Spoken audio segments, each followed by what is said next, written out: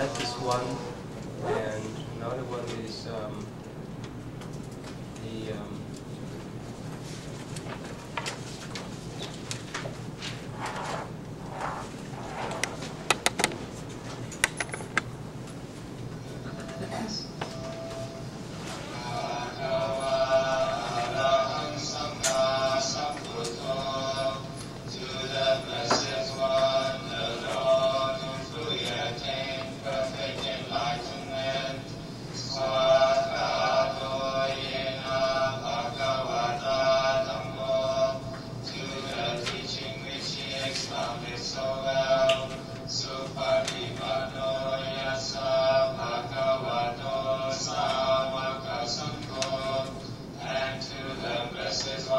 disciples who have practiced well, Dhammayam Bhagavantam Sadhammam Sasangham. So you notice how they wear the robes, right? Differently from me, right? So each country is, this Buddhist country is, I mean, the Buddhist monks and now each Buddhist country wear a little bit different ways. I will explain to you when we go to Mahayana and Theravada traditions. And the next one is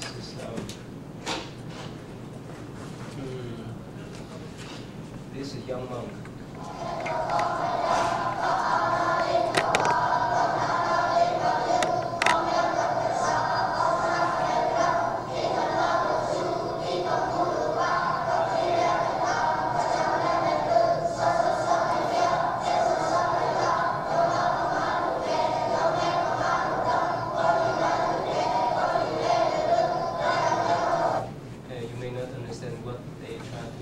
Right?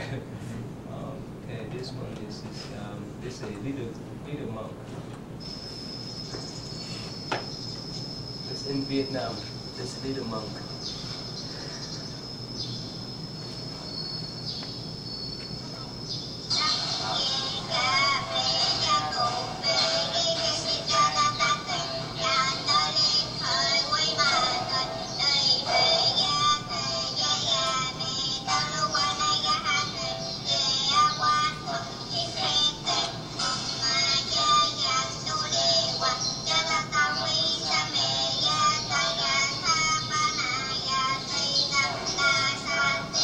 Anyway, you see that in the East, we tend to memorize the sutra whenever we join with the Sangha.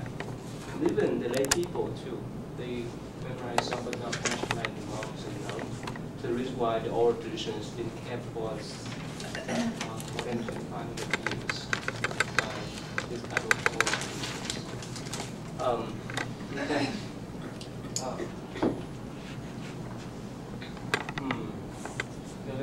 Yes? Do monks typically begin their training as children, or do they more so in adulthood? This is very in the East, in South Asia countries like Burma, Thailand, Vietnam, and so forth. Sometimes the parents send the children to the monastery at early age. The youngest one probably 6 years old. Yeah. You see that little boy. And of course, they can take the monkhood precept, like that they can be ordained only when they are 20 or 21.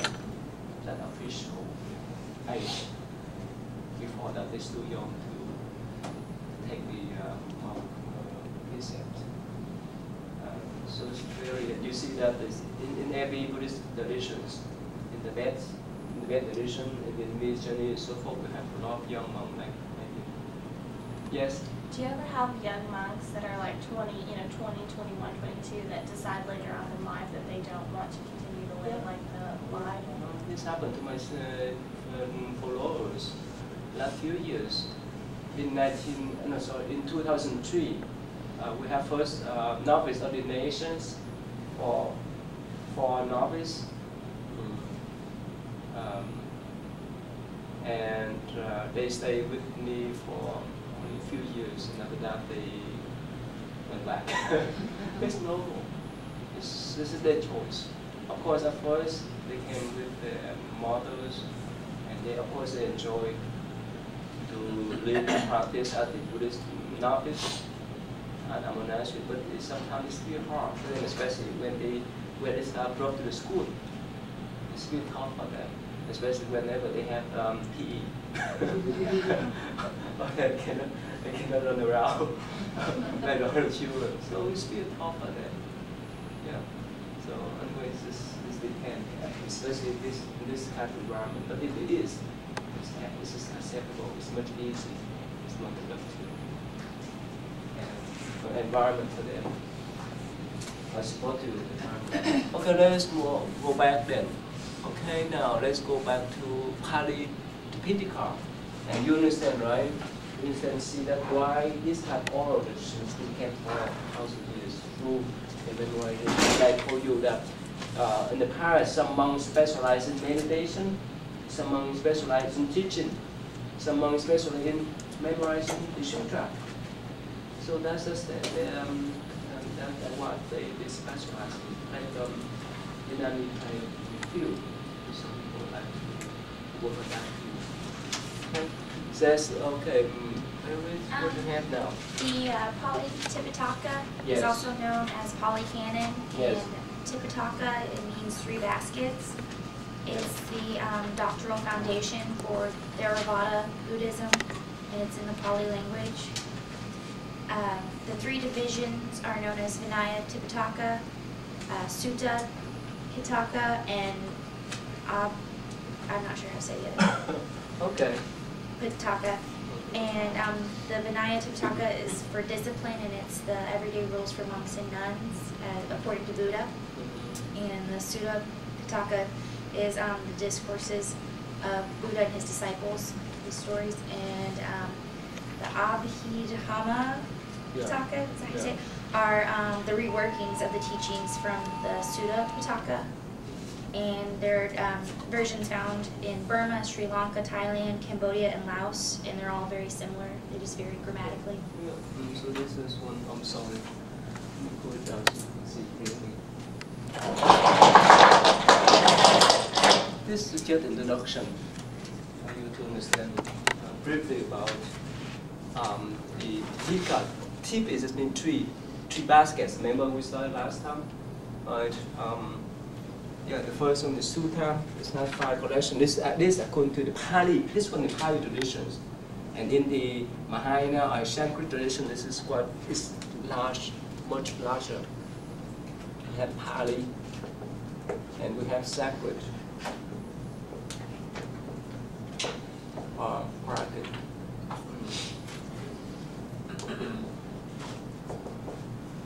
So this one is the Ramda.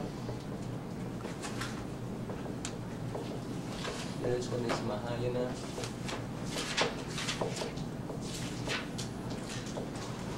So this is Pali one.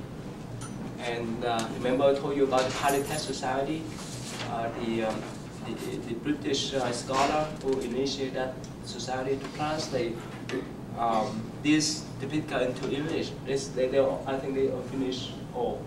And this is Sutta, between the teaching of the Buddhas mainly, and some of his close disciples. And this is only him, the one who dictate the precept, the guidelines for the monastic order or communities. And this one, the commentaries, anyone can do commentaries, right? Okay, and there's a lot of sutra here. We will talk more. And let me go over with you one more time so that you can understand clearly. Otherwise, you may be confused. Let me see here. Here. Okay, the language of the Buddha. Remember I told you? Sorry, before I move, let me go this way.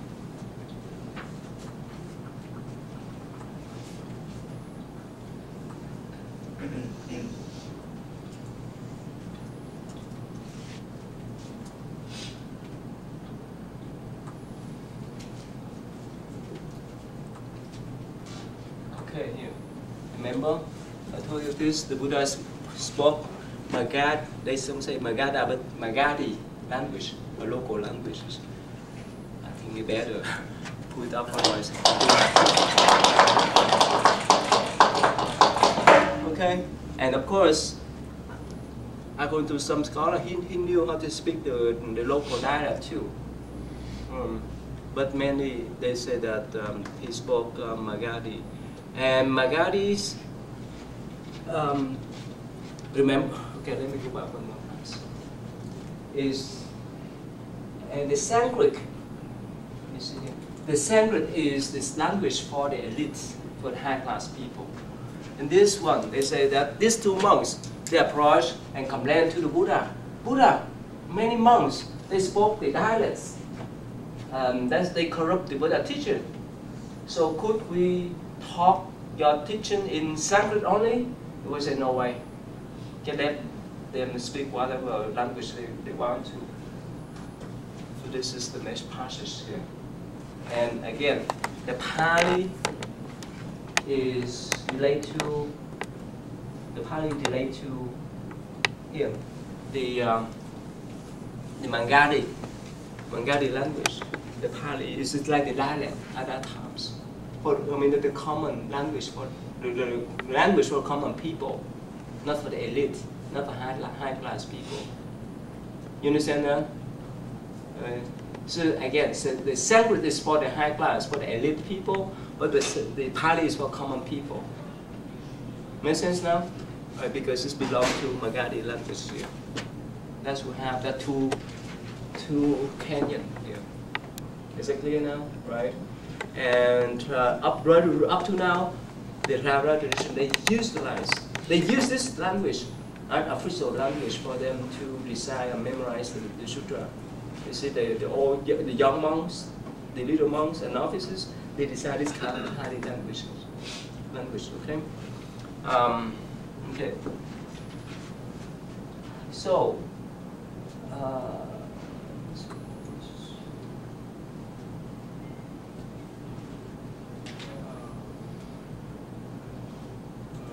So this is the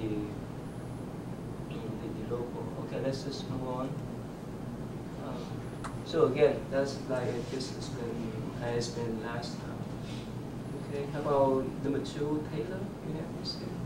Yes, what do you have there? I just had that it was a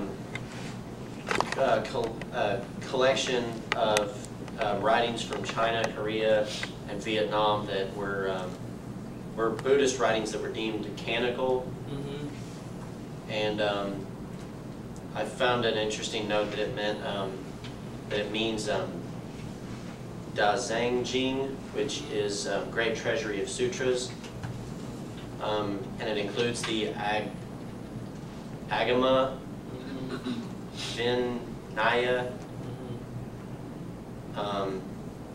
the Adadrama, and also the Mahana Sutras.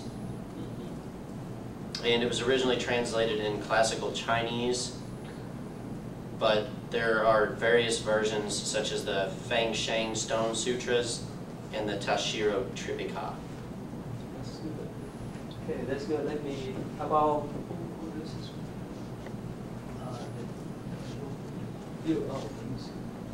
there's number 2.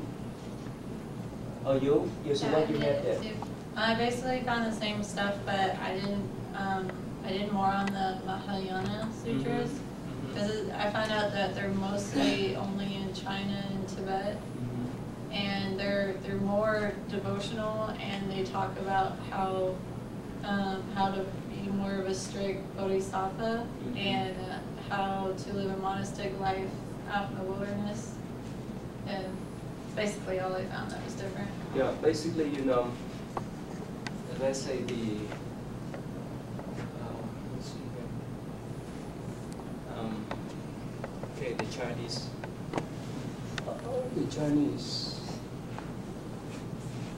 and the Tibetan, Kenyan. Okay, the Chinese Kenyan is include both the Theravada and Mahayana. That's what they call Agama.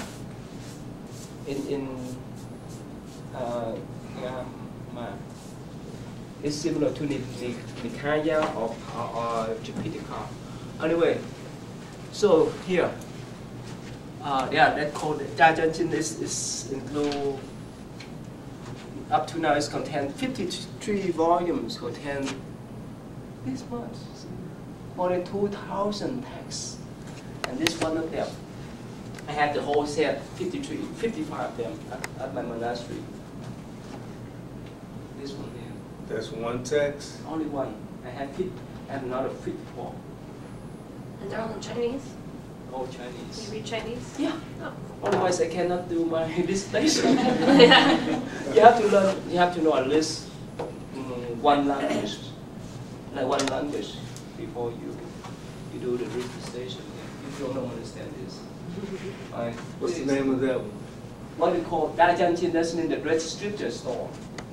This Okay. book alone, I think, if people want to translate into English, probably I think in English probably you may need five books at least. Oh, Wow.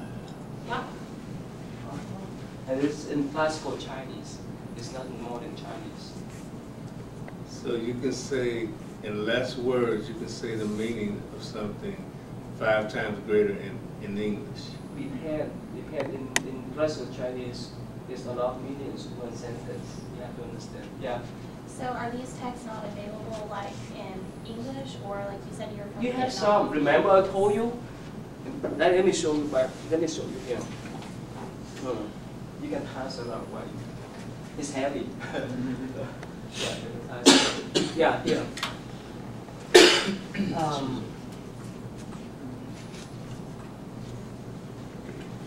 Here is remember I show you this one?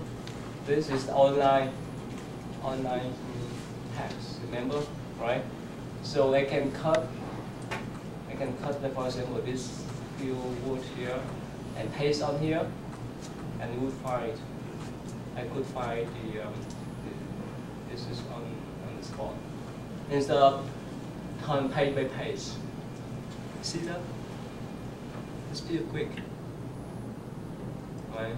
So this is the advantage of technology or digital text nowadays. Yeah. Right. So again, it's huge. It's few volumes, and for me alone, I could not read all, even up to now, and I don't know the rest of my life. I don't know I could read all now. It's huge. That's a lot, and even the Pali Canyon, I don't have much time to read all of them. So usually the scholar pick some sutra or commentaries for them to do research, or even from monks and nuns, they pick up some short sutra to teach lay people, and that's all.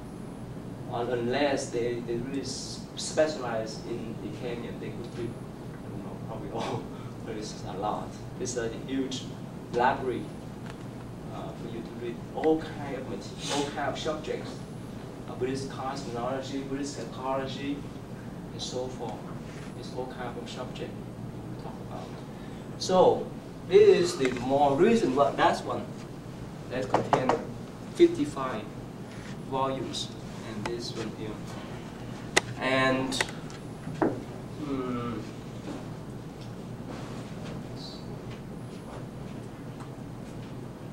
this contains both editions. Yeah, what do you call here?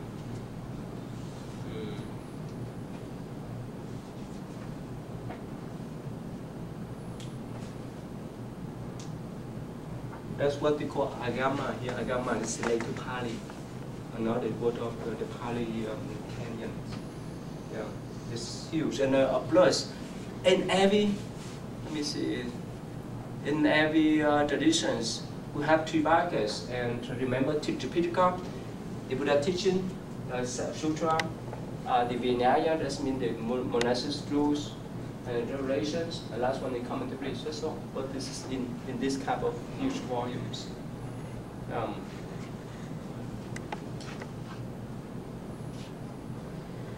So could you recognize some word? Or number? Just a couple. Couple. Okay. Yeah. Yeah. For me as a Buddhist scholar, you need to know the language, either Chinese or Japanese, to understand deeper into the meanings of the Buddha teachings. So, what are all the languages that you speak or read? I can read Chinese well, but not speak it. Okay. Yeah, because I don't spend much time to have conversation with the Chinese one, like my Dharma brothers. Yeah. You speak Vietnamese as well? Yeah. Not Japanese. I try to learn, but not now. Yeah. Do you know Pali? A little bit. That's the requirement. Anyway, that's the requirement when they study at the University of the West. Yeah, you're supposed to know 2 foreign languages in order to do your PhD dissertation. Yeah. There's a lot of numbers in here. Yeah. There's numbers in there. Yeah, sure. Like just like they're just like I mean, I don't know. Probably ask it. And next week we talk about Mahayana scripture that relate to, again,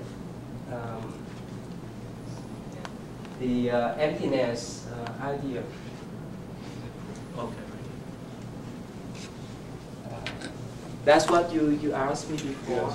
Yes. So, yeah. So after this class, you pick up the topic, the Suyan. That's called the Suyan. Has mean emptiness. Yes. And we discussed about that. Anyway, so it's a lot. It's huge, and we have what we call the middle part to Maya, Nika, and so forth. It's a lot, and we have what we call consciousness school only.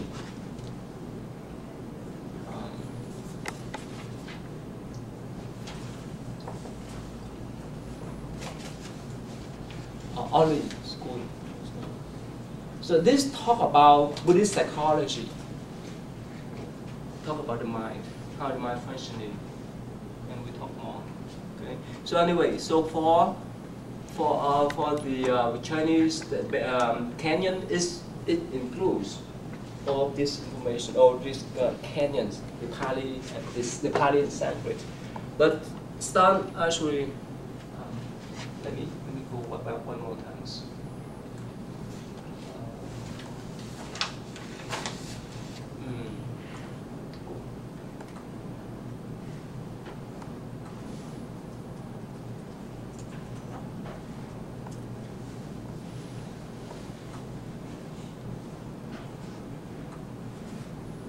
This one in Chinese too.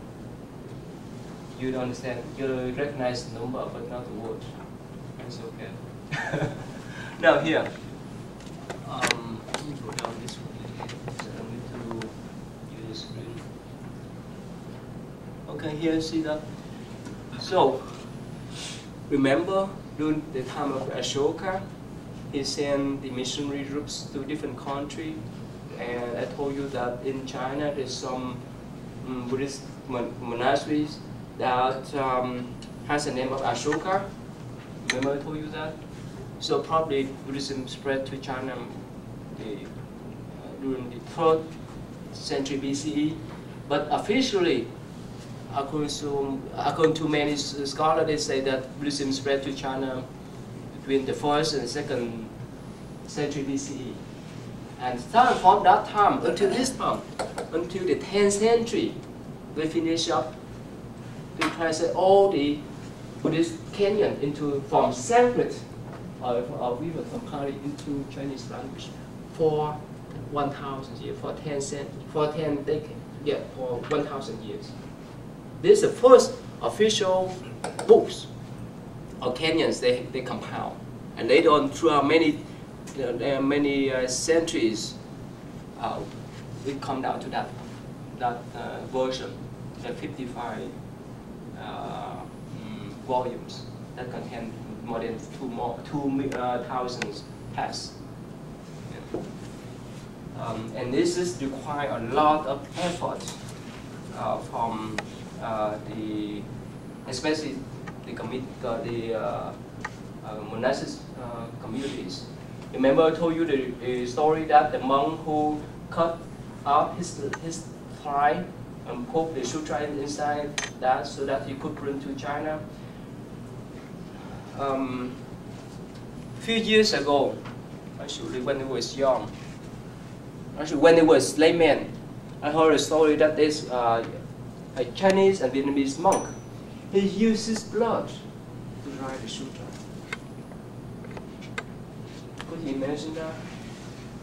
This is beyond your imagination, right? Just a little bit. Yeah, a little bit. Okay.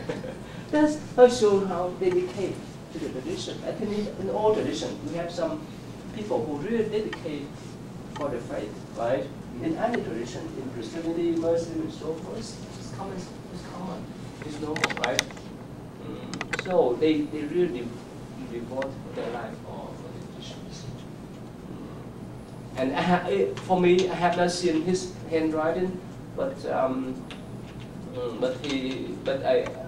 learned from other monks. I don't know whether they still kept that or not. So that's the devotion.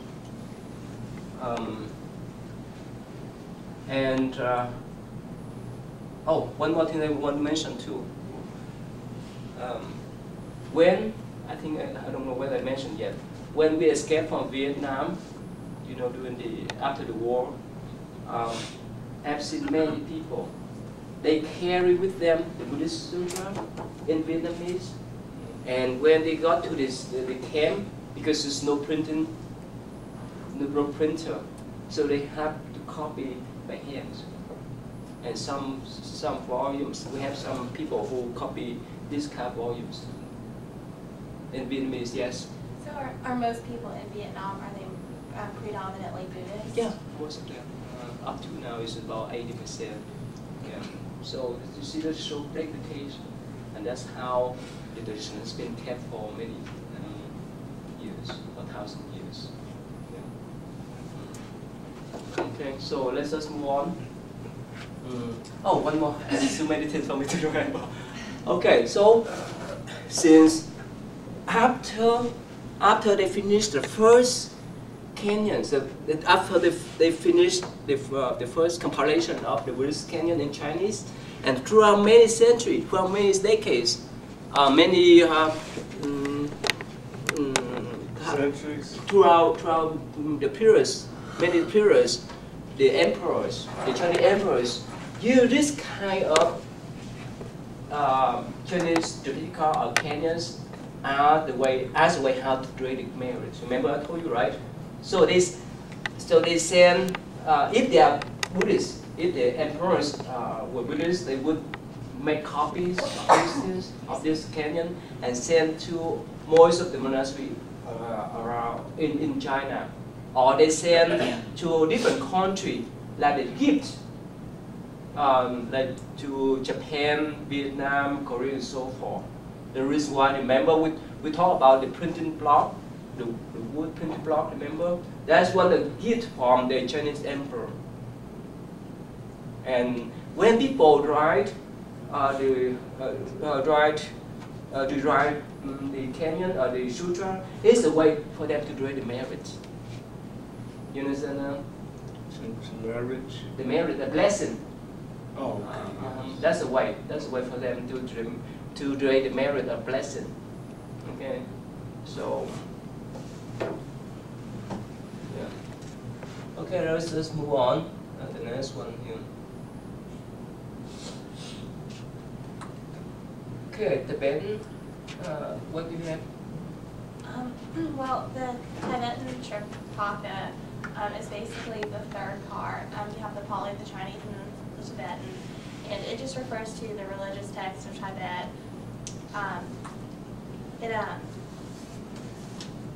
It includes two different books. One is the Kangur, and the other one is the Tangur. I think I'm saying that right. Yeah.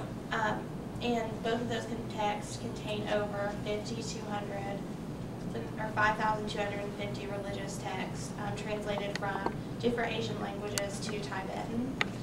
It's also said to be the most complete of all of the different Tripitakas. It is also the single most surviving piece of literature in Tibetan history. It's also important at understanding like histories, rituals, and ethnic and social practices in Tibet.